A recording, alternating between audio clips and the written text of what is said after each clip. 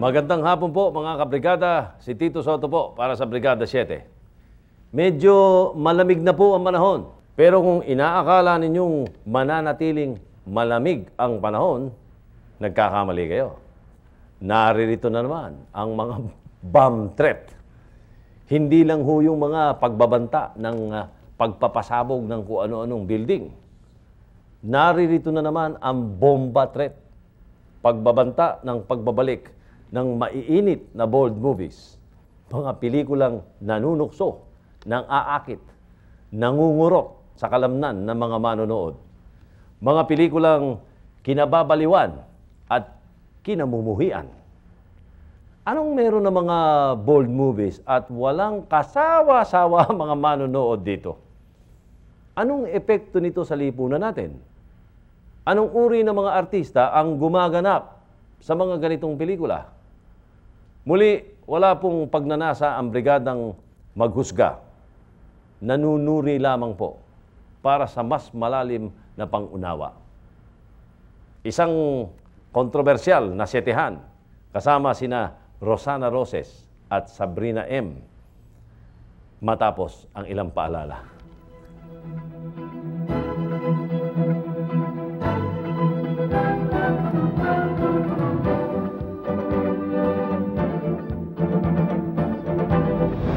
Ang dalawang kasetehan natin ang pinaka-kontrobersyal na sexy stars ngayon. Wala yatang araw na hindi sila nagpapalitan ng pasaring, patutsada at maanghang na salita. Sa katunayan, para raw ho makaiwas sa gulo, kinakailangang paunlakan namin ang request nila na sa magkahiwalay na lugar gagawin ang interview ito. Ano kaya ang nasa likod ng matatag na loob at mapanuksong mga ngiti nila sa kanilang mga pelikula? Mga kaibigan, mula rito sa studio, si Rosana Roses. Magandang hapon. Magandang hapon sa iyo. At mula naman sa aming GMA Newsroom, si Sabrina M. Good afternoon po sa inyo, Senator and Rosana, good afternoon. Magandang hapon din sa iyo. Unang tanong kagad, sino ba yung totoong Rosana Roses? Sino ba si Rosana Roses talaga? At sino yung totoong si Sabrina M? Ang gusto naming makilala ngayong hapon ay yung Rosana talaga at Sabrina na wala sa harap ng movie camera. Nauna ka, Rosana. Sige po. Katulad niyo ho, isa rin akong ordinaryong tao na marunong masaktan, marunong ding lumaban kung kinakailangan. At tulad din ho ng ibang nagtatrabaho, isa lang ho akong manggagawa. Tulad ng office worker, taxi driver, at saka mga karpintero, nagkataon lang ho na ang amo ko ay producer at saka director. At Isa pelikula. rin ho akong mabait na anak, kahit medyo naging suwail nung araw, mapagmahal sa magulang, saka sa kaibigan, masasabi ko hong totoong tao ako.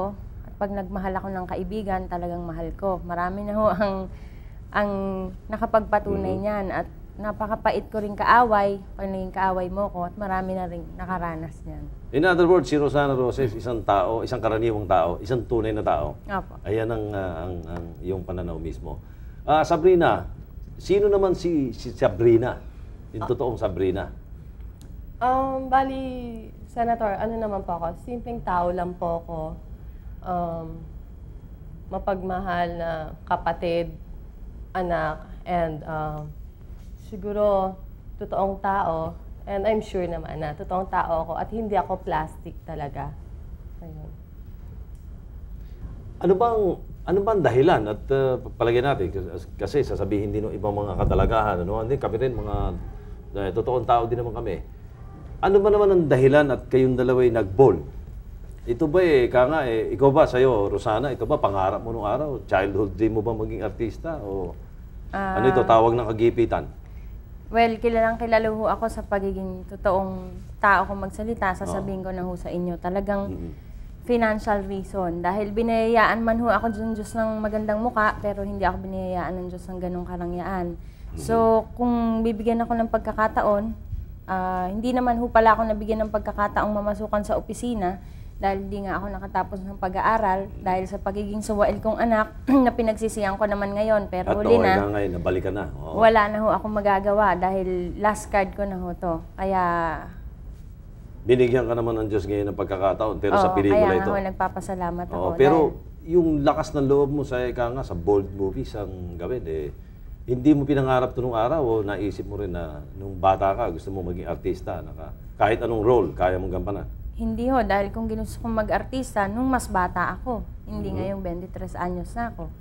Dahil hindi ko nga ho pinangarap kung binigyan akong pagkakataong makapagtrabaho sa ibang bagay, hindi ako mag-artista at hindi ako magbabold. Si Sabrina, sa'yo naman, anong dahilan kung bakit gumagawa ka ng mga bold movies? Actually po, yung ginawa ko pong karanasan, hindi naman po talaga bold movie yon. Siguro po sexy. And kung napanood nga po ng iba, hindi nila matatawag na bold yun. And Senator, siguro kaya ako po pinasok to. Dahil actually yung daddy ko talaga may gustong mag-artista ako. Dahil nung bata ako, gusto ko mag-aral lang ako, gano'n. Makapagtapos ako ng pag-aaral ko para naman meron akong magandang kinabukasan. Kasi once Artista ba dati, daddy mo? Opo, lumalabas siya kay Tito Rani. Ayun. And then, kasi tsaka nagkasakit po kasi siya. So, nung sinabi niya sa akin na, anak, mag-artista ka na lang para maipagamot mo ko. So, sabi ko, sige po. Pero, masakit man tanggapin yun. Bago ako napasok na mag-artista, namatay siya. So, hindi rin niya nakita na ganito na ako ngayon. Dali natin dun sa binanggit ni Sabrina, whether bold ang tawag natin dyan, or whether sexy tawag natin, o whether bomba, tawag nila nung araw, bomba eh. Tapos naging bold, medyo naging disente ng konti. Ngayon, tinatawag nga nilang iba na sexy. Okay, sexy scenes o sexy movies. Pagpalagay na natin, dito ba sabi nila, tapang daw ba ng sikmura ang kailangan ng isang sexy star o bold star? Rosana? Talagang tapang ng muka. Ang tapang ng sikmura at kapal ng muka. Talagang yan ho ang kailangan. Pero hindi naman ho ibig sabihin nun na lahat ng bold star malaswa na sa totoong buhay. Hindi ho, sa pelikula lang yon. At kahit sinong bold star, pag nasabihan ng ganon, ipaglalaban ko talaga. Kahit di ko sila kilala dahil isa din akong ganon. Pero sasabihin ko, ipagtatanggol ko yung sarili ko na ganon nga, hindi lahat ng bold star masama dahil nagkataon lang siguro na ngailangan kami. Sabi ko nga, kung di nagkaroon ako ng pagkakataon, hindi ko gagawin to. Pero palagay na natin, yan na nga, nandyan, ginagawa mo yan. Di kailangan ng tatag ng loob dyan. Anong ginagawa mo para tumatagal loob mo sa paggawa nito mga ganitong klaseng pelikula? Una-una nga ho, sa pangangailangan. Pangalawa, talagang tinanim ko na sa isip ko na trabaho lang to, walang personal dito.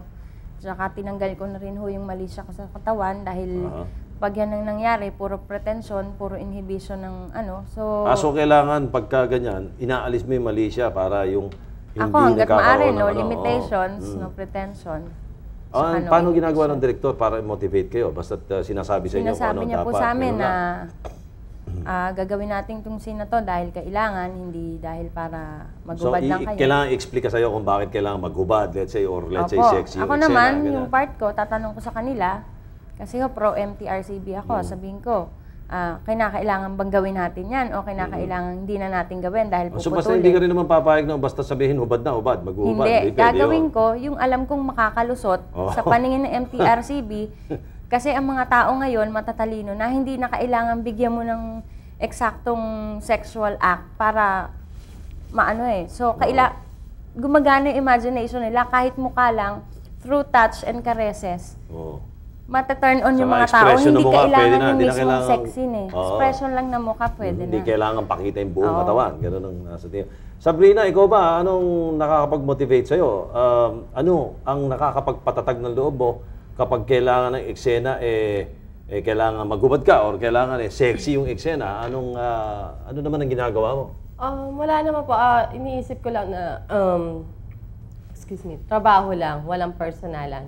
I mean, kasi maraming, alam niyo na, marami rin sa katrabaho natin na minsan pinapersonal yun. So, inuunahan ko naman po sila na, eto, trabaho lang to wala tayong personalan. Ganun lang. And,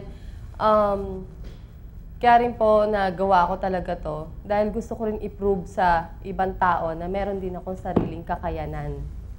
Yun po. Pero hindi kayo yung klase ng mga bold star. May mga bold star nung araw, ewan ko ba yan, after martial law yata, o during martial law, na kailangan nagbabangag. O yung mga penny movies na tinatawag. Ang ginagawa nung director at saka nila ay nagbabangag para magawa yung mga eksena. Hindi ho pwede yun kasi ayaw makikita sa sine na bangag ka eh. So ako, sa kaso ko, hindi ako umiinom. Talagang matapang lang ho talaga siguro yung loob ko dahil kinakailangan. Minsan, mayroong mga taong hindi nila maihiwalay yung napapanood nila sa sine at saka yung sa tunay na buhay. Meron ba riyang mga akala, bastusin yung mga ball stars? Meron ba kayo nakaka-enkwentro ganyan? At kapag ganun, paano ginagawa mo sa kanila? Or paano ginagawa mo? Sinasagot mo ba? Or nanahimik ka? Kung minsan, ini-ignore ko, pero hindi lahat ng pagkakataon pwedeng palagpasin mo sila eh. So, ang sinasabi ko na lang sa kanila, kahit ako naghubad sa pelikula, hindi marangal ang trabaho ko, hindi ako nagnanakaw, hindi ako nangaagrabyado ng kapwa, at lalong hindi ako kumakabit kung kani-kanino para magkapera.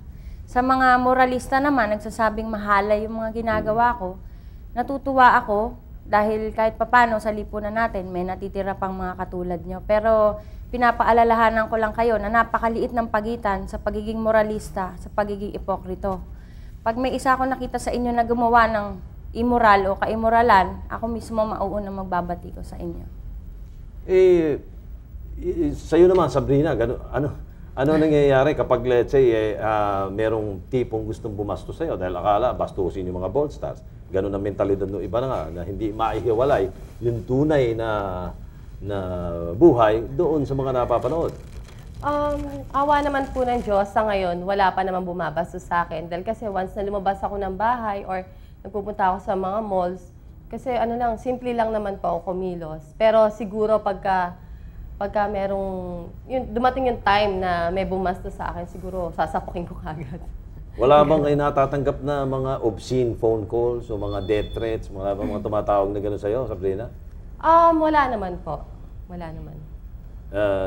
Sa akin, marami ho. Mga obscene calls, ha? Marami. Pero so, ini-entertain ko, ganyan. Pinapasakay ko siya. Alika, punta ka dito sa bahay. Talagang mamalasin siya eh. Oo. Talagang, anong gusto mo? Akong pumunta dyan o ikaw ang pumunta dito. Talagang papapuntahin ko sa bahay. Ako nang bahala doon kung anong gagawin ko siguro sa kanya. Teka muna, siyempre, pagpasok naman niya ng gate ko, pwede ko siyang patayan dahil trespassing, di ba? So siguro nagbibiro na lang din yung mga wala mga magagawa.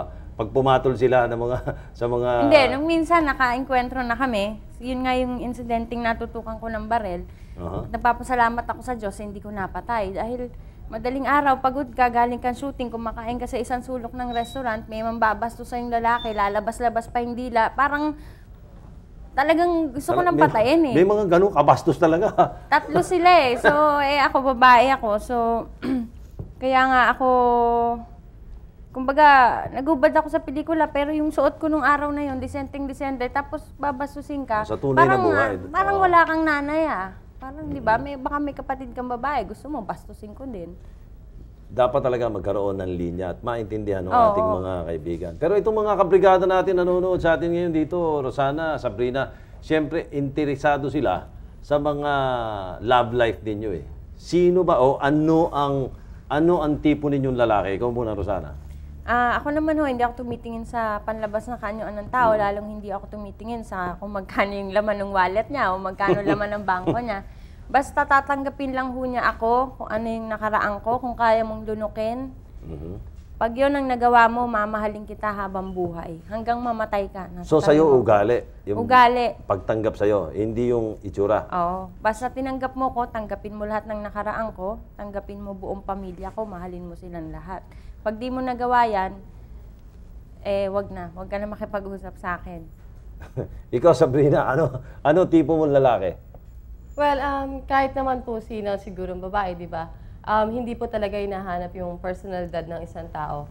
Kumbaga, yung ugali niya. And kung mabait siya, at saka hindi niya ako niligawan dahil sa ako, or meron siyang gusto dahil syempre nakikita niya sa pelikula yung mga ginagawa kong pagpapasexy or siguro mamahalin ko siya. Ganun. So, sa itsura, Sabrina, wala kang tipong lalaki na napipicture mo sa itsura? Sa itsura po. Oo, okay lang sa'yo kahit hindi gwapo? Siyempre, kahit papaano po, siyempre, hahanapin mo yung medyo presentable din, di ba? Yung may pagmamalaki mo sa publiko na eto yung boyfriend mo. Yun. Ano ba ngayon ang pinakamahalagang sentro ng buhay nyo? Sa'yo, Sabrina, ano ba pinakamahalaga sa buhay mo ngayon sa tingin mo? Sa ngayon po, career ko, tsaka yung family ko. Yun po ang pinakamahalaga. Sa'yo, Rosana? Since nandito na ako sa industriya ng pelikula, siguro nakasentro ang isip ko sa lahat, tulad doon ng lahat ng artista, walang inisip yan kundi makapagbigay ng kasiyahan sa mga tao. Palagay ko, ganun din ho ako. Sa pamamagitan ng pelikulang nagagawa ko, sa halagang 30 pesos, nabibigyan ko sila ng kasiyahan para tumakas sa kaguluhan ng mundo. Alam mo ngayon na ibang klase ang naririnig ng ating mga kababayan sa inyong dalawa, no? Lalo sa pagkakataong ito. Rosana, siguro mas kakilala na nila kayo bilang tao, no? Pero gusto namin ding malaman, anong maaaring sa ngayon, ano ang pangarap mo pa? May mga pangarap ka pa ba? Hindi na ho ako magpapaka-plastic. Maraming magtataas ng kilay, pero pangarap ko din ho sanang makakuha ng trophy as a dramatic star. Pero hindi pa ho ngayon. Alam ko, balang araw, dadating din ako doon. Saka pangarap ko ding mabigyan ng magandang kinabukasan ng nanay ko since patay na yung father ko. Yung hindi nagawa sa kanya ng father ko, yun ang gusto kong ibigay sa kanya. Tsaka yung mga taong tinutulungan ko, sana, mahirap kasi yung pag humingi sa'yo, wala kang maibigay. Yung sana hanggang kaya ko, matulungan ko pa rin sila. So, nabanggit mo kanina parang may mga pinagsisisihan ka eh. Yung mga ikangay, nung kabataan mo, yung mga ikangay. Kasama yan sa mga pinagsisihan mo na. Sabrina, ikaw naman, ano ba ang pangarap mo? Ano pa ba pangarap mo? At saka may mga pinagsisisihan ka ba sa buhay sa ngayon? Marami pa po akong pangarap. Unang-una, gusto kong mabigyan ng magandang kinabukasan yung family ko. And ang dami po eh. At saka, ayun. Tsaka syempre, di ba, kahit sino pong artista, well, ayoko naman sabihin nung iba na nanggagaya ako. Pero kahit sino artista, syempre, award ang gusto nila talaga. At saka, gusto ko magkaroon pa po ng maraming kaibigan talaga dito sa showbiz. Yeah. Alam mo, hindi lang ako makatiis eh. Talaga, mainit talaga dito. May init dito sa studio. Ewan ko kung bakit eh. Pero, Rosana, Sabrina, ba't ba kayo nag-away? Ikaw ba? Tito Sen, Brigada 7 ito, hindi na. Bakit nga ba? Kaya nga, hindi namin alam eh. Basta alam namin, medyo hindi raw kayo nagkakaintindihan. Bakit ba kayo nag-away? Wala. Ako naman sasagot lang ako pagka medyo tinatapakan na yung personalidad ko eh. Ayoko nung nananahimik ako, sabay manonood ka ng TV, linggong-linggo, gusto mo mag-relax, kasama ng pamilya mo, biglang may mapapanood kang nanlalait sa'yo, di ba? Yung gano'n, yung tahimik na tahimik na napipintasan. Oo, so tao din naman nga ako, marunong akong masaktan. Sabi ko nga, kung ano yung pinukol mo sa akin, ibabato ko sa'yo, mas grabe pa. Sabrina, ikaw, sa tingin mo ba, ano mga pinagawayan kung nag-aaway man kayo? Well, actually, Senator, talaga kaya rin nag-start siyang away na yan, dahil siguro yung mga taong nakapaligid din sa amin. And ako naman, kaya rin naman ako siguro nagsalita ng ganon dahil sinagot ko lang din yung mga sinabi niya sa akin na hindi ko rin alam kung sinabi nga niya. So, natural lang naman po na protektahan ko rin yung sarili ko. Teka wala, palagay ko, madalas nang naitanong sa inyo yan sa mga movie, mga gossip programs, mga ganyan, natanong na sa inyo yan at maaaring nabanggit nyo na rin kung ano yan, para hindi umaba. Ito naman ang interesado, Brigada. Ang huli at pinakamainit na tanong. Ngayon, kahit papano na parang nagkaharap na rin kayo, at saka nagkarinigan tayo ng mga inyong mga pananaw, pareho naman kayo mga totoong tao. May pag-asa ba kayong magkabati? Rosana? Kung tatanungin nyo, not yet. Wag muna. Hindi muna ngayon. Wag muna. Sa'yo, Sabrina, may pag-asa ba kayong magkabati? Well, sa akin, sa totoo lang naman po, gusto ko rin naman na magkabati na kami. Dahil paano naman, nagkasama kami sa pelikula, Pero kung ayaw mo, okay lang. Wala naman sigurong big deal doon. Walang big deal doon. Okay. Anong pelikula ba yung... Comfort Women po. Ano yan, Comfort mga a few years back. Ano, so, may pag-asa, kahit pa paano. Baka lang hindi nga ngayon. Saka na lang. Saka na lang. Baka raw hindi ngayon. Sige, baka magandang balita na rin sa amin yan. Kahit pa paano. Medyo mabigat ang tension dito sa loob ng studio. Kahit na, magkahiwalay pa ng kwarto ng lagay na yan, ha? Maraming salamat, Rosana. Maraming salamat sa iyo, ha? pagbibigay niyo ng pagkakataon sa akin na Oo. maipalawanag yung side ko bilang tao sa mga manonood. Hindi lang po yung nakikita niyo sa amin sa pelikula. Ngayon po sana unti-unti niyo kaming makilala bilang tao. Yun na nga. Saka sa iyo, Sabrina, maraming salamat din sa iyo. Yes, maraming salamat po sa inyo, Senator, sa pag-invite ninyo sa amin dito. And I hope, Rosana, sana one of these days magkabati na tayo. Yun lang. Maganda yun, ah. Baka naman pwedeng ngayon na. Ay, Rosana, wag! dito sa Brigada 7, Hindi, okay lang. Sabihin mo, hindi ba? Tingin mo naman, kung pwede na nating ibaon sa limot yung mga sali-salitang yan at mas maganda na maririnig natin. Bikini Watch. Nena, sambahin ang katawan mo. Karanasan. Basa. Uso na naman po ang bold movies. Mga sexy movies na ang tawag na ngayon ay titillating films. Mga pelikulang may pangiliti sa sensualidad. Mga sining kung sabihin ho ng iba'y medyo bastos. Kilalanin po natin ang tunay na katauhan ng mga artista ng mga pelikulang ito. Narito ang mga bold stars ng dekada 90 sa harap at likod ng kamera.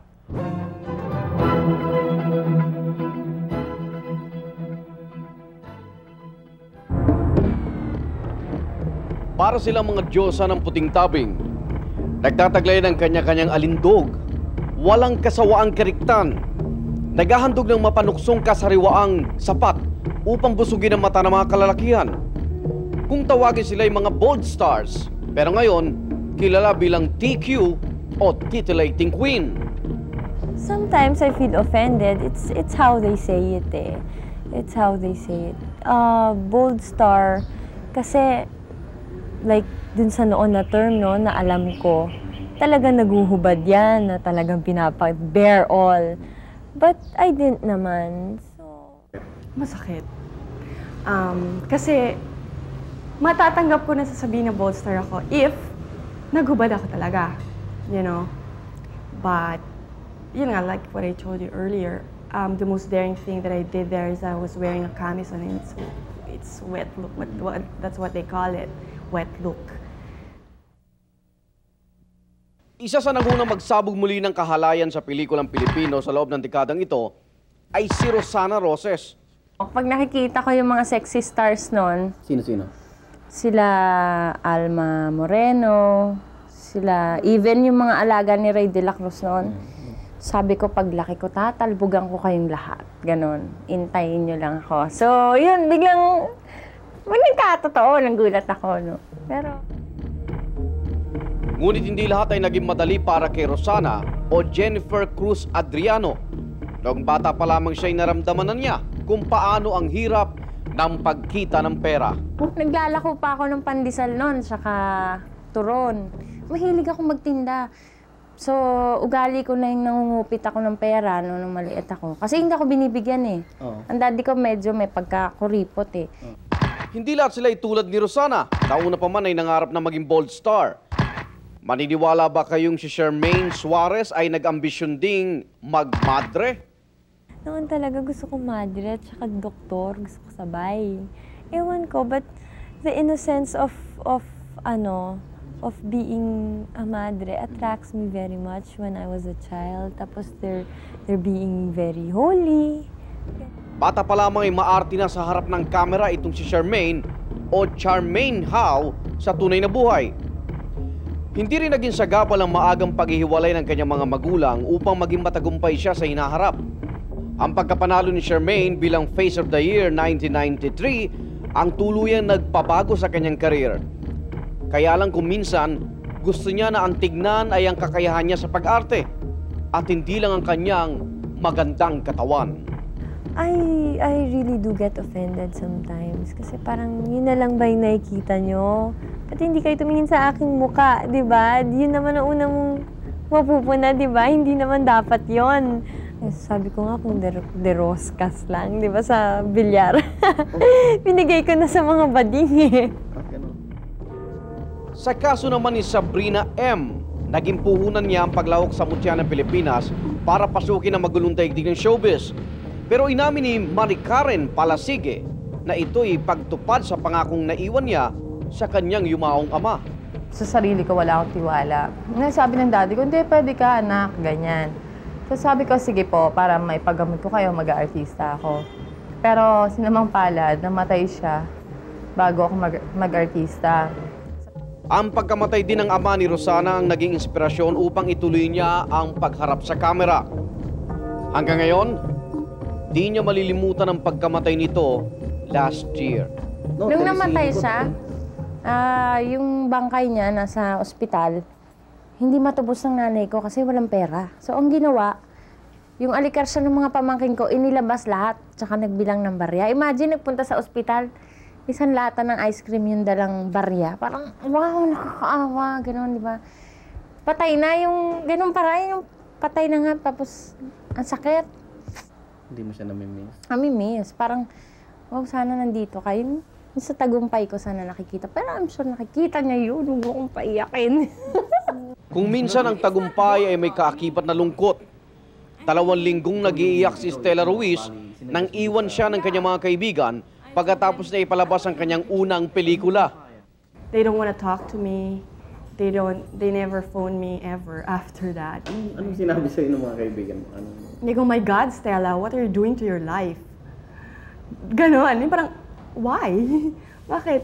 Anong Kasi nga, iba yung naging publicity, iba yung lumabas. So parang, as in, lungkot na lungkot ako because I thought they're my friends. They'll be the one who's gonna be there when I needed them. But it's the other way around. Iba-iba rin ang kanilang libangan kapag wala sa shooting. Si Charmaine ay nangungulekta ng mga figurin na baboy na tulad nito. Samantalang si Stella naman ay abala sa pagpipinta. Para sa kanya, dito niya nabubuhos kung ano man ang nasa loob ng kanyang damdamin. Di ba lahat naman tayo, sino ba namang taong gustong malubalok yung buhay niya? Lahat naman tayo gusto maging perfect, di ba? Maging straight yung buhay. Kaya lang, kahit anong gawin natin, it's part of it. I mean... Huwag ka magda-drugs. Ay, nako. John, wag. Yun, Wag. Kung minsan sila din ay pinag-aaway, patutong sa daigdig ng showbiz, walang permanenteng magkaibigan, wala ring permanenteng magkaaway. Pag nilalait-lait ako ng mga ng mga ibang nagsusulputang sexy stars, like, sabi nila, wag niyo ako ikumpara kay Rosana, hindi ko siya ka-level, bastusin siya, ganito-ganito. Sa akin, may criteria ba may criteria ba para igalang ka ng isang tao? Dahil ba sa pinaggagawa kong pelikula, yung sa akin, bastos, sa inyo, hindi? Bakit? Anong kaibahan nun? Pare-pareho lang naman tayo naguhubad, di ba?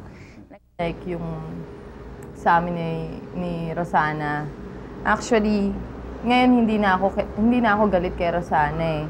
Kumbaga, parang naiinis ako dahil minsan yung katulad sa ibang show, sa kagustuhan nila mag-rate yung yung show nila, kahit na yung magkabate, pag-aawayin nila. Kumbaga kami yung gagamitin. So, syempre yun, masakit yun. Kung sila man ay nasasaktan, mas higit ang kanilang mga mahal sa buhay. Siyempre, nasasaktan and I also get embarrassed, especially when my friends call me, oh, yung anak mo nagbo-bold. Sabi ko, hindi naman nagbo-bold. Sabi ko, gano'n. Sasama yung loob mo, gano'n. Pero minsan, pinapabiyaan na lang namin kasi alam naman namin hindi totoo yun eh. Nasasaktan ako. Naiyak ako sa kanya. Nakikita kong gano'n. Kasi, mahal na mahal ko siya eh. Bold star sila kung tawagin, pero tao pa rin may damdamin. Naguhubad man sa harap ng gumigiling na kamera, hindi naman buong pagkatao ang kanilang tinatalupan. Marangal yung trabaho ko, nagpinapawisan din naman ako dyan kahit nakahubad ako. Ang importante, hindi ako nagnanakaw, hindi ako nanggugulang ng tao, at hindi ako nananakit ng tao. Kung ano yung masasakit na sinasabi ko lang yun para ipagtanggol yung karapatan ko bilang tao, hindi para makakuha ng publicity. Doon sa mga nanonood ngayon, sana wag niyong isipin na kung ano yung ginagawa ko sa pelikula, ginagawa ko rin sa personal kong buhay. Napakalayo po. And kung makikilala niyo lang po talaga ako, masasabi ninyong totoong tao ako talaga. Sana wag silang magsasawa sa akin, na sana wag sila kagad madadala dun sa mga chismis, ganon. Kasi yung nangyayari ngayon, iba yung lumabas na Stella sa Stellang ito, you know? Iba yung... Meron din kaming privacy na somehow kahit public property kami, may privacy din kami. At saka iba ang nakikita nyo sa screen sa makikita nyo in person. Para sa Brigada 7, ako naman, Arnold Clavio, reporting.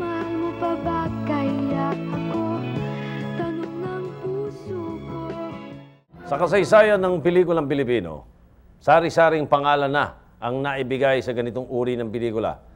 Sexy films, bomba films, ST movies, at ngayon, TF o titillating films. Mga pelikulang nagbebenta ng elemento ng sex. Ayun nga lang, depende sa panahon, sa ating kasaysayan. Nag-iiba-iba rin ang tawag at definisyon ng ganitong uri ng pelikula. Kapag pangiliti lamang, tinatawag na sexy o ST. Noong naging medyo matindi, tinawag na bomba movies. Nariyaran rin ang pene movies, na ang ibig sabihin ay hindi na lamang pag-arte ng mga eksenang sensual ang nagaganap, kundi aktwal na pagtatalik na. Suriin natin ang kasaysayang humubog sa tinatawag nating bold movies.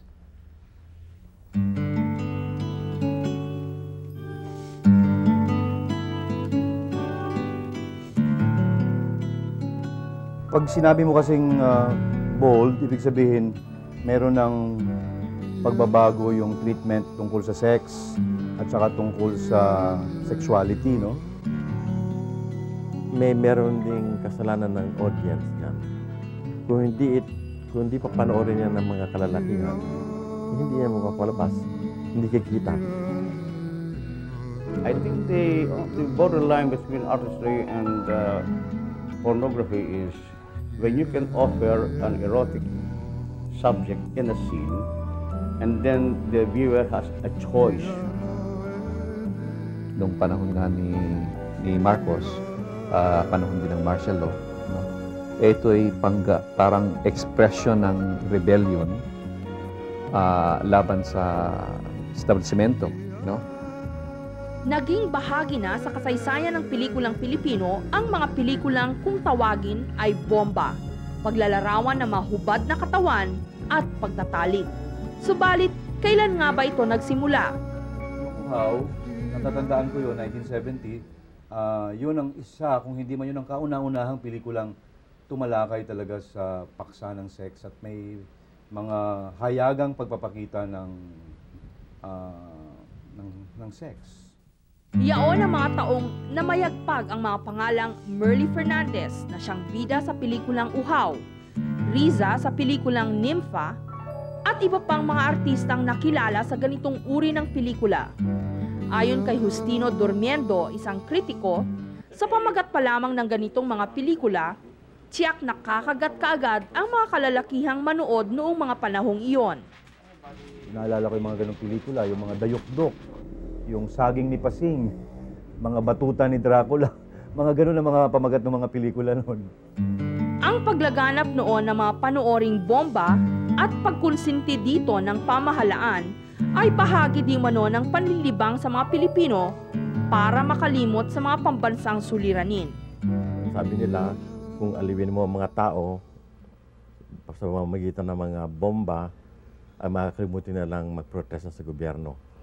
So yun ang para bang Kaya pinabayaan ng gobyerno na maipalabas yung mga bomba pictures na tinatawag natin. Nang ideklara ang martial law, naghigpit ang pamahalaan sa mga pelikulang bomba at pansamantala itong namahinga. Subalit isang direktor ang nangahas na humarap sa paghihigpit ng pamahalaan. Sa aking palagay, yung pelikulan ni Celso at Castillo, yung pinakamagandang hayop sa balat ng lupa, doon nag-umpisa yung mga wet look. And because mangyari, kumita yung pelikulang yon, nag-stand ng trend. Ang pelikulang Pinakamagandang Hayop sa Balat ng Lupa ang maituturing na may pinakamalaking impluwensya sa bomba pictures. Ito ang pelikulang nagpauso ng wet look. So I thought, paano gagawa ng sex movie na hindi magiging masyadong mainit para sa government, no? Noong panahon yun. So I thought, wet look. At saka para saan, mas sensual.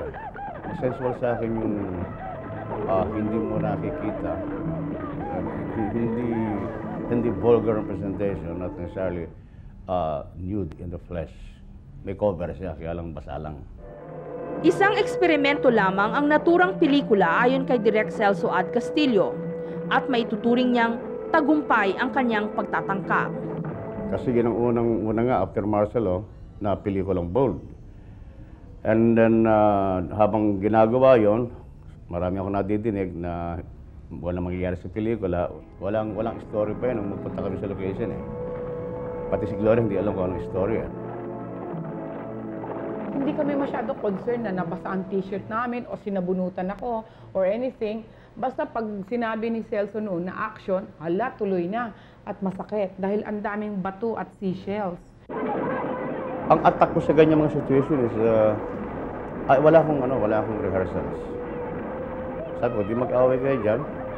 Tapos handle yung camera ko, then I just told my cameraman na just capture everything.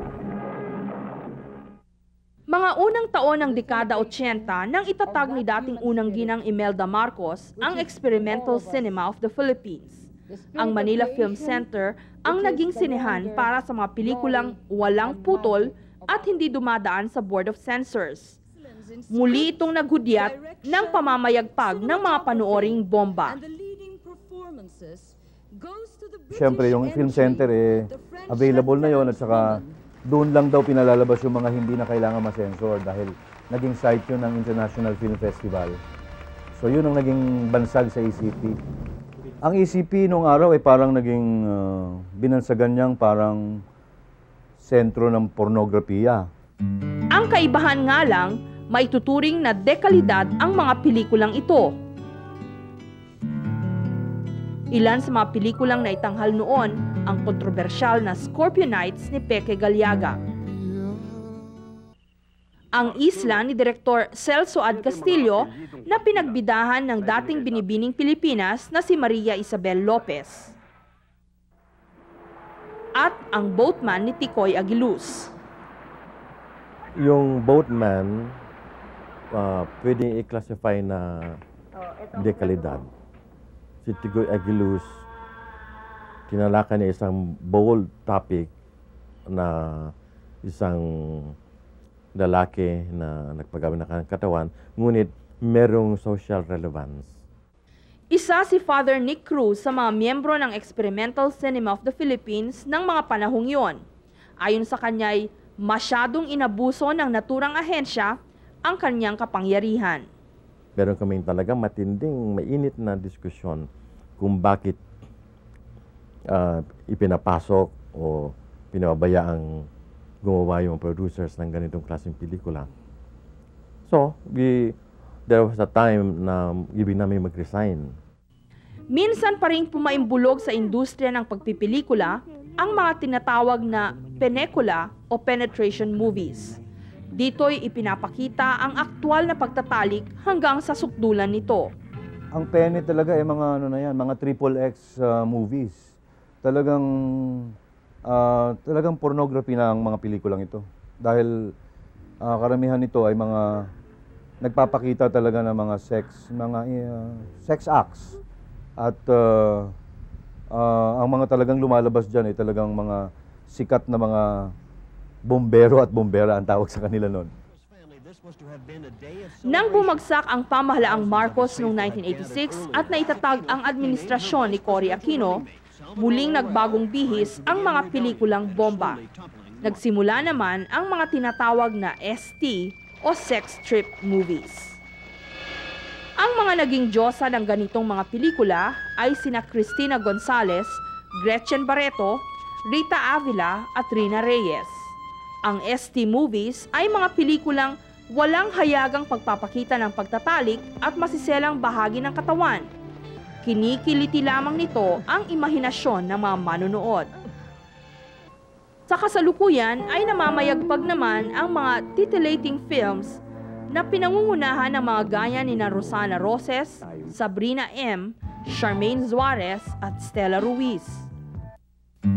Bold, bomba, wet look, ST, TF, anuman ang tawag dito, ito'y umaalis pansamantala at bumabalik lamang sa iba't ibang pangalan. Iisa rin ang intensyon, ang maghain ng pelikulang para sa mga kinauukulang manunood nito. Hindi mamamatayin kasi yun nga, kasama yan sa sa needs, no, ng viewer.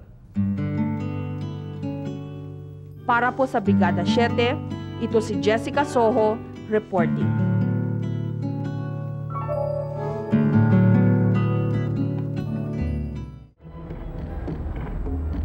May kasabihan sa sining na ang katawan ng babae ang siyang pinakamagandang gawang sining sa buong sandaigdig. Mula dekada 60 hanggang dekada 80, ilang beses itong binigyan diin at ilang beses ding itong pinagsamantalahan sa larangan ng pelikula. Si Mario Hernando, manunuri ng pelikulang Pilipino. Daring is another word for bold, no? Sila dapat modest or shy. Tapos nung dahil nga sumabong ang bomba noong 70s, noong late 70s, bold na ang tawag sa kanila, ginagawa nila ang hindi in-expect sa isang artistang babae, kaya bold. Or even sa lalaki. Unang napansin ng ganitong uri ng pelikula nang maghubad si Charito Solis sa mga pelikulang Emily, Angustia at Tatlong Mukha ni Pandora. I don't consider myself as a bold actress, no? I'm an artist, no? I'm an actress, no? Ang mga ginagawa kong pelikula noon, may istorya. May istorya. At kung sakali man kailangan ka mag-alis ng damit, kasama yun sa istorya. Kasama sa istorya. Para sa batikang aktres, hindi naging problema sa kanyang image ang paghuhubad. Bago pa lang maghubad sa pelikula si Charito Solis, napatunayan na niya sa mga manonood ang kanyang kakayahan bilang isang artista. Naging bukas ang isip at maunawain din ang kanyang pamilya sa ganitong klase ng pag-aarte. Paano nag-react po yung family ninyo? Wala sila nun. Wala sila sa akin. Kasi nakita naman nila yung takbo ng istorya. Maganda naman eh. So hindi ako mababastos ng tao. Lalong tumanyag ang pangalan ni Charito Solis sa kanyang pagganap sa pelikulang Igorota. Pumangalawa lang ito sa The Ten Commandments bilang longest running movie nung panahon na yon. Sa pangunguna ng hari at reyna ng Thailand, nagkaroon din ng command performance sa Bangkok ang pelikula ni Charito Solis. Alam mo ba yan na 10 months showing yan? 10 months? 10 months. Ang pinakamatagal natin pelikula is Ten Commandments. 1 year. Ito 10 months showing. Ang mga nanonood dyan, mga madre. Mga madre. Si Charito, I think, transcends the appellation of being a bold star dahil nga she's one of our finest actresses ever. From the start, consistent siya na serious ang kanyang mga roles, mahusay naman siya, at realistic, makatotohanan ng mga pagganap niya. Sa mga panahon ding ito, unang lumabas ang mga sex symbol. Nandyan sina Divina Valencia, Merly Fernandez, Stella Suarez, Scarlett Revilla, Marisa Delgado at Rosana Marquez. Pinaka-daring yung modelong ginto kasi pinituran ako ng gold over my body. Tapos makaya ako sa float ng nude na gold lang nakapintura sa akin. Sa Manila Film Festival yon. Isa si Rosana Marquez sa mga sex symbol na lumabas noong late 60s. Ang problem kay Rosana yata, no, although nagkaroon siya ng mga title roles, hindi siya pinalad na magkaroon ng mga classic films. Kaya yung tipong kahit hanggang ngayon, valid pa rin, maganda pa rin. So kung i-compare mo sa mga artista, siguro yung mga bagong bold stars ngayon. Pagkatapos niyang gumawa ng ilang pelikula dito, sinubukan niya ang kanyang swerte sa Italy. Pagkalipas ng ilang taon, bumalik siya sa Pilipinas upang subukan naman ang ibang klase ng pag-arte, ang teatro. Challenge sa akin ang stage. Very challenging kasi wala kaming take 2. Basta pinakawalan kang director sa stage, you're on your own. Nakalimutan mo ang dialogue mo, bahala ka sa buhay mo. Eh, ang haba pa naman ang dialogue. Tsaka kami may konting OA sa stage. Lalong tumindi ang sex films nang pumasok ang dekada 70, ang tinatawag na Bomba Generation. Dito nakita sina Yvonne, Rosana Ortiz, Alona Alegre, Jessica Pica, Eva Linda at Annabel Rama. Sa palagay ko, ang pinaka-daring nga nung early 70s dahil that time, bukod sa tinatawag na softcore movies nila Merly Fernandez at Rosana Ortiz, merong naglabasan na hardcore na ang mga bida, sila Scarlett Revilla, hindi ko na matandaan yung iba pa. Talagang they would hold themselves up in a hotel room for 2 days and after that they would come up with a movie. Nung pumasok ko sa showbiz, siyempre di ka kilala, di ba? Para magkaroon ng pangalan, medyo gumawa ka ng eksena. Eksena ginawa ko noon, hindi naman bold, sexy. Kasi una-una, wala akong pakialam sino magalit sa akin. Nung araw, sa kapanahunan ko, ako ang pinakamagandang katawan. Noong araw na yun, ha? Noong panahon ko, 1970s, ako talaga wala na ibang artista maganda, kundi ako lang. Konserbatibo ang pamilya ni Annabel Rama at nang pasukin niya ang trabahong ito, isang malaking pagsubok ang kanyang hinarap mula sa kanyang mga minamahal. Hindi ako binati ng 2 years. Kaya hindi ako nakapag-usap sa kanila for 2 years dahil parang inabandon nila ako dahil sa ginawa ko. Tulad ni Rosana Marquez, maikling panahon lang ang tinagal ni Annabel Rama sa industriya ng showbiz. Ang goal ko lang noon, mahanap ko lang yung gusto kong si Eddie Gutierrez. Which is nagawa ko rin. Nung nagawa ko na, huminto na ako. Hindi na ako nag-concentrate doon. Bago matapos ang dekada 70, isang panibagong batch na naman ng Bomba Beauties ang umentra sa pelikula, ang Wet Look Beauties. Nangunguna dito ay ang dating Miss Universe na si Gloria Diaz sa pelikulang Ang Pinakamagandang Hayop sa Balat ng Lupa. In a way, it was a little different kasi panahon yun ni Nora, ni V, na yung pakanta-kanta sa likod ng puno. Eh, during that time, mga bayo, isang babae, mga bayo, naka-kamison, medyo may kissing scene, tapos nagkaroon ng away in the water, medyo see-through. It was really a shock to see it on widescreen, but for me, it was not really that much. Dahil sa pelikulang ito, naging paboritong location shooting ng mga producer ang mga beach, ilog at swimming pool. Sumunod rin na nakilala dito sina Elizabeth Oropesa, Isabel Rivas, Chanda Romero at Daria Ramirez. My mother personally, she liked it, and my father. The only time they felt a little bit surprised, yung medyo may halikan kami ni Vic Vargas, which was about 5 seconds. Doon lang medyo natauhan sila. Tapos nag-relax na naman. Kasi it was finished before you could blink your eyes. Nang pumasok ang dekada 80, lalong pinasigla ng mga producers ang bold movies sa atin. Dito nasaksihan ng mga manonood ang mga iba't ibang klase ng bold stars. Sinimulan ng Gerard Peter models tulad ni Maria Isabel Lopez, Lisa Lindogan at Carmy Martin, hanggang sa mga tulad ni Lampel Cojuangco, Joy Sumilang, Didit Romero at iba pa. Si Maureen Mauricio ay nakilala bilang isa sa bold stars ng 1980s. Mula sa pelikulang Sabik hanggang sa Huwag Mong Salingin ang Puso Ko. Ganito ba talaga to? Pag may gusto kang makuha sa buhay mo, kailangan yung mga pabor, yung kaparehas niyan, mag-bold ka, kung gusto mag-artista. Parang lahat ng gagawin mo, kailangan may kapalit. Dahil dala ng pangangailangan sa buhay, napilitang pumasok sa ganitong trabaho si Maureen Mauricio. At kahit masakit man aminin, tahimik na tinanggap ng ina ni Maureen ang katotohanan. Yung naman sa akin, kung bakit ko tinuloy na rin yun, kasi nga gusto ko rin mag-artista. Maarte din kasi ako. So, nung nandito na ako sa Manila, parang sabi ko, sige na nga. Parang ginawa kong stepping stone para makapasok lang sa showbiz. Muntik na sanang matupad ang pangarap ni Maureen Mauricio na maging isang seryoso na artista nang mahawakan siya ni Lino Broca. Subalit ito'y biglang nawala. Gumawa siya ng pelikula kay Lino Broca pero tipong cameo role lang or very small part. Hindi pa siya nakagawa ng pelikulang yung talagang siya ang bida na ipakita niya ang galing niya. Sige, tingnan niyo ako ngayon, bold star ako.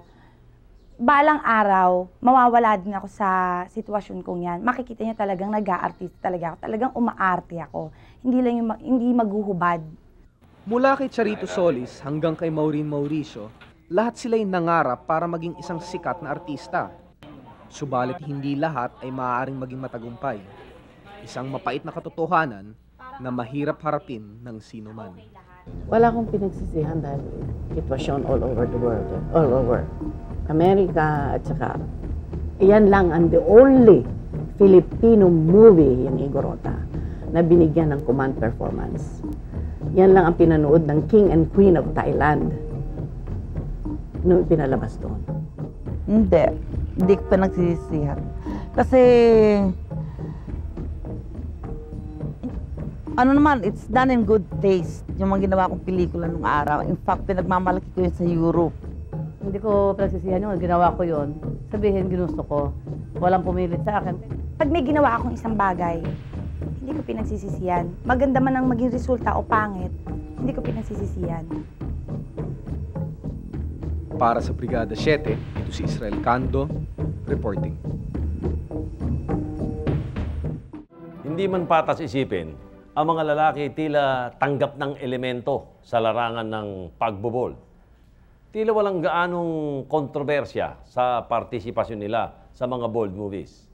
Sabi ng iba, lalaki naman walang mawawala. Pero kung inaakala ninyong mga babaeng artista lamang ang dumaraan sa katakot-takot na sakripisyo, sumikat lamang, ay nagkakamali kayo. Narito ang istorya ng mga lalaking ninais makamit ang mailap na tagumpay sa larangan ng pelikula.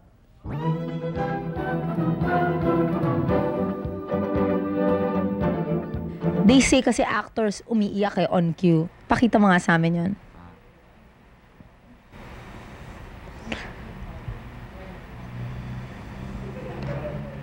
Pinatunayan sa amin ni Lawrence David ang bida sa pelikulang Sibak na hindi lamang siya bold star tulad ng akala ng iilan, kundi artista talaga sa puso't isipan. Effective acting is not acting actually. It's when you go to a workshop, meron sinasabi sila na acting is not acting. So the more that you let your audience feel na you're not acting, the better you get. Kabilang si Lawrence sa higit sa 100 lalaki na nag-audition para sa pelikulang Sibak. Kinailangan niyang maghubad sa audition, ngunit ayon sa kanya, hindi siya nahiya o naalangan. Sinusundan lamang ni Lawrence ang bakas ng ilan na rin nating mga popular na artista na nag-umpisa sa pagbobold. Karamihan sa mga artista actually, ang paglabas sa bold ay paraan lang nila para makagawa pa ng ibang klaseng pelikula. So pag minsan ang hirap dahil nahihirapan silang tanggal ng kanilang inhibitions. Ayon kay Direk Mel Chonglo na siyang direktor ng Sibak, kadalasan ang mga pelikula niyang bold na ang pinupuri. Kapag bold kasi may pagkakataon kang maging seryoso. Kasi ang drama natin dito kasi naka-enclosed. Melodrama siya. Hindi ba? Hindi naman siya drama na totoong buhay. Tulad ng macho dancers ni Lino Broca, muntik nang hindi maipalabas ang Sibak dito sa Pilipinas dahil sa kontrobersyal na tema nito. Dahil sa atensyong ibinigay sa pelikulang ito, itinuring ni Candong Cervantes at Alex Del Rosario ang Sibak bilang kanilang big break. Feel sexy. That's one thing in workshop. Yeah. Para lumabas sa'yo yung aura, not only on your face, but also in your body and also in your mind. I mean, hands and legs. Kailangan from head to foot, kailangan feeling mo, lumalabas, nagra-radiate sa ibang tao na you want to have sex, you're really sexy, you're beautiful, you're handsome. At para kay Alex, hindi raw nakakahiya ang kanilang ginagawa dahil malinis na trabaho naman ito. Hindi lang yung bold scene ang tinuunan ko ng pansin, kundi yung pati drama. Hindi naman bold scene, sexy scene lang ang tinuunan ko ng pansin. Hindi yung drama na nangyari dun sa totoong, dun sa pangyayari dun sa pelikula. So, talaga nag-concentrate din ako sa drama. Hindi rin daw basta-basta ang naging mga eksena nila sa pelikula. Bukod sa pagsasayaw, nakipagtalik si Lawrence sa isang lalaki sa pelikula. It's more of a psychological type na kung it's your first time na hindi ka pa naman established stars katulad na Joel Torre, nila Christopher De Leon na kayang-kaya mo kahit anong scene. Maganda yung meron kang magiging outlet, kumbaga you're imagining someone na you're deeply, Like your girlfriend? Kumbaga you love one na magagawa mo sa kanya or iisipin mo na you're in a, tsaka, Bali, nakalimutan mo na lalaki siya when you were kissing him? Oo, kumbaga. Malayo na ang narating ni Gardo Versosa sa industriya ng pelikula at naniniwala si Gardo na kung hindi siya nag-bold, hindi niya makakamit sa maikling panahon ang popularidad at tagumpay niya ngayon. Bali sa akin kasi gusto kong tipo talaga na pelikula, yung sexy lang, action. Nagkataon lang na medyo nadidikit palagi sa ganong klase.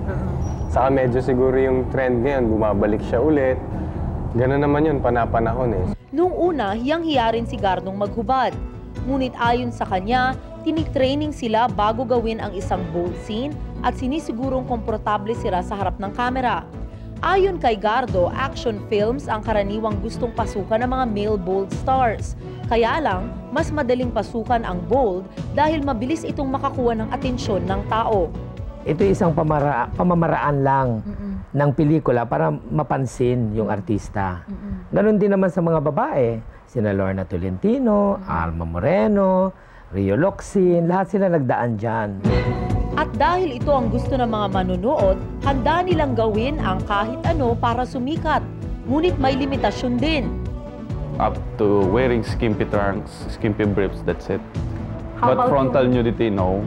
Pero wala na, hindi naman pwedeng frontal nudity. Yeah, of course. Like here, hindi naman na-accept ang frontal nudity rito. Siguro butt. Yung likod, siguro pwede pa. Honestly, maraming nanliligaw sa aming gays. Hindi lang sa akin, pati sa mga kasama ko sa pelikula. Ay, kikwento nila sa akin, gano'n. Tapos ang sinasabi ko naman doon sa mga gano'n, yung mga nakikipagkaibigan, kaibigan, okay. Ayon pa kay Alex, bagamat liberated sila kumpara sa karaniwang Pilipino, anya, masasabing buo pa rin ang kanilang moral. Mahirap din daw pumatol sa kapwa nila lalaki para lang sumikat, bagamat iilan sa kanilang managers o mentors ay bakla. Ngunit meron namang ilang bold stars na ginagawa raw ito. No, siguro hindi na doon. It's against my will na to have sex with them. It's not part on my contract. Kung ang kontrata ko for 50 million is to do a film, sleep with him, fine. At kahit na sikat si Gardo Versosa ay may hangganan din sa kanyang paghuhubad. Ever consider doing parang penetration type? Hindi na. Why? No way. Siyempre sa akin, kahit na, let's say na, ganun na ako ka-liberated, hindi ako, may limitations pa rin ako.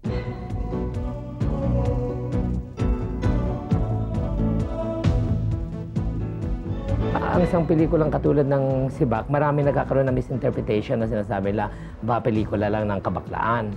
Hindi, kasi ito ay pelikula na tungkol sa isang pamilya. Yan, kuhang-kuha ng foreign audiences. Maybe because nung pumasok sila at manood ng pelikula, wala silang prejudices. Marahil ay nagtataka ang ilan sa atin kung paano ito nasisikmurang gawin ng mga lalaki.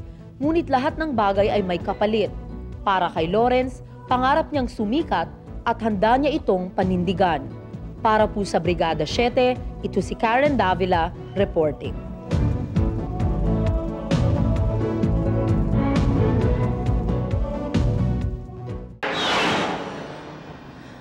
Lipat Lumabas na daw ang mga massacre movies. Gayun din ang mga pelikulang aksyon, comedy at drama. Uso na naman daw ang mga bold o sexy movies. Bakit po kayo nanood ng Nena? Tinitingnan natin kung ano talaga ang totoong palabas ba. Sinabi doon, true story. Kinikilig ba kayo sa papanonood ng Nena? Okay lang. Merong aral naman ho kayo nakuha sa Nena? Mayroon ho, para sa mga kabataan. Konserbatibo daw tayong mga Pilipino, pero bakit pagdating sa pelikula, tila iba ang lumalabas? Madalas, patok sa takilya ang mga sexy o bold na pelikula. Pati ang mga action films, kinakailangan ding magpakita ng konting kaseksihan para kumita. Bilang negosyante, as a producer, we have to be flexible. Kumbaga, kung ano yung uso ngayon, sumasabay kami sa uso. Parang damit yun eh. Kung ang uso ngayon, bell bottle, so pupunta kami doon. Kung uso ngayon, yung maong, doon kami pupunta. Si Victor Villegas, producer ng Mahogany Films. Action films ang talagang linya niya, pero sumubok na rin gumawa ng pelikulang sexy nitong huli. Siguro kung sexy, mayroon mga exposure, naka-bikini, gano'n, mga kapilyuhan, pero wala kayong pinapakita mga private parts ng babae o lalaki, na yun siguro matatawag natin na bold movie yun. Kung tutuusin, halos pareho lang ang kita ng sexy at action film ayon kay Villegas. Pero mas maliit ang kapital na kailangan sa isang sexy film. Wala daw sila gaanong problema sa censorship at maski daw sexy ang pelikula, kapupulutan din daw ito ng aral. Pag kami gumawa ng pelikula, we make it to a point na kung yan, let's say, sexy or whatever, sa bandang huli nilagyan namin ng redeeming value na hindi naman basta sexy ng sexy, hubad ng hubad. Sa Movie and Television Review and Classifications Board o MTRCB, ipinapa-approve ang isang pelikula bago ito maipalabas sa mga sinehan. Alin nga ba ang pwedeng ilabas at alin ang bawal? Generally, we would not allow frontal nudity, complete frontal nudity. And we will not allow the actual sex scene. Hindi pwedeng ipakita ang mga masiselang bahagi ng katawan at ang pagtatalik. Madalas na dinadahilan ng mga producer na ang pagpapakita ng sex sa pelikula ay for art's sake daw. Many of the bold movies that we see are not arty at all. They're not refined. They're just plain vulgar. They're obscene, no? And it's very obvious that all they intend to do is to really titillate the audience. Pagamat tanggap ni Chairman Mendez na kailangan kumita ang mga pelikula, sana, anya, magbago din ang taste ng mga manonood. Kadalasan, hindi kumikita ang mga wholesome na pelikula.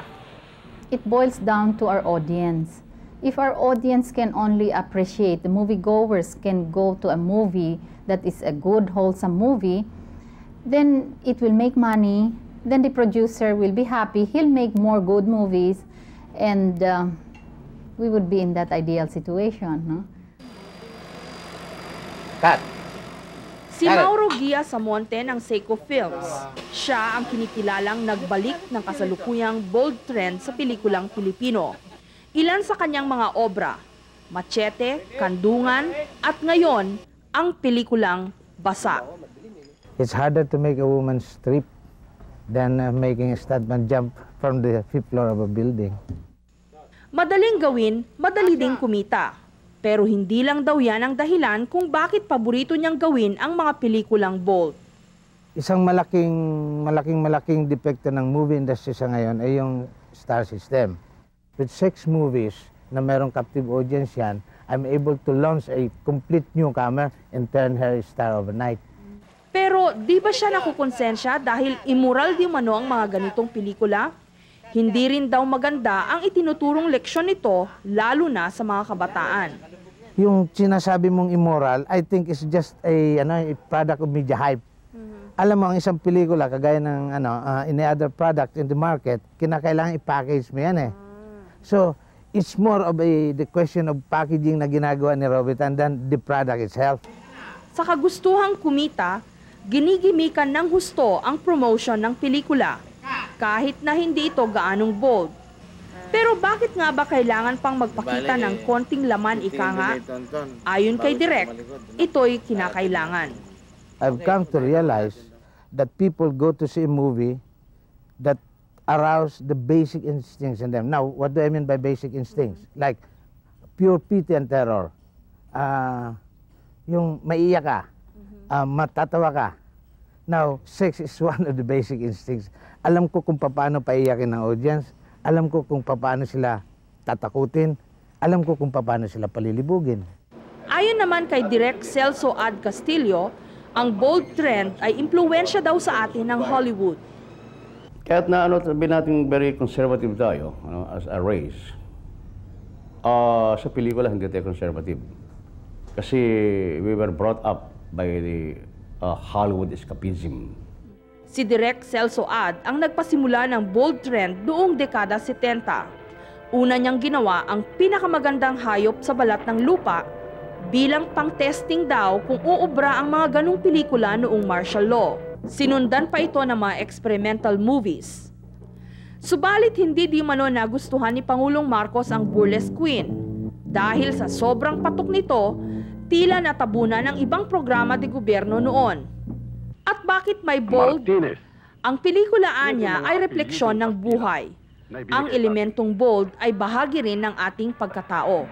So it's not only an integral part of a movie, but I think it's a must for the commercial aspect of the film. Pangbenta, parang gano'n. Pangbenta talaga. Hinihingi yan ng human instinct, human nature. Bakit to? What is it about our nature? Well, you have to satisfy all the basic instincts of man. And wherein sex or eroticism is one of it. Pero hindi porket bold anya ay kailangang maging malaswa. Dapat ito'y dekalidad. Responsibilidad daw ito ng direktor, hindi lang sa lipunan, kundi sa kanya ring sarili.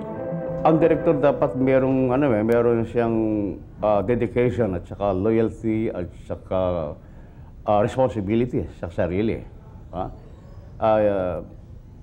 Kahit sa anong profession siguro. So it is my responsibility as a film director to see to it that I make movies, good movies, because I don't make movies for other people, I make movies for myself. I have to convince myself that I have made a good movie to make me happy. Ang pelikula ay parang buhay, paikot-ikot, bumabalik sa uso. Bold ngayon, bukas makalawa, baka bumalik ang massacre o aksyon. Ayon mismo kay Direk Celso Ad, lalong nagiging uso ang bold kapag mahirap ang buhay.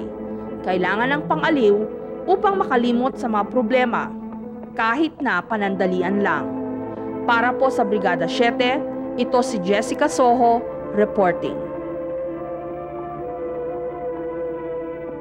Maraming nagsasabing sumusobra na ang pagkamoderno ng lipunan natin. Hindi na mapigil ang teknolohiya. Pati sa makabagong internet. Yun hubang sa computers. Meron na rin daw pong pornography. Patay na raw ang moralidad. Napariwara na raw ang kabataan. Ang sabi naman ng iba, ang lahat daw ay bahagi ng art. Ang pelikula ay art. Ang art ay salamin lamang ng lipunan. Iginagalang po ng Brigada 7 ang mga panig na ito. Subalit, ito ang mungkahin namin. Huwag kalimutan ang responsibilidad na makapagturo. Hindi lamang makapang-aliw. Ang responsibilidad na makapagbigay ng leksyon. Hanggang sa susunod na linggo, sana po'y may naiturong leksyon sa inyo ang brigada.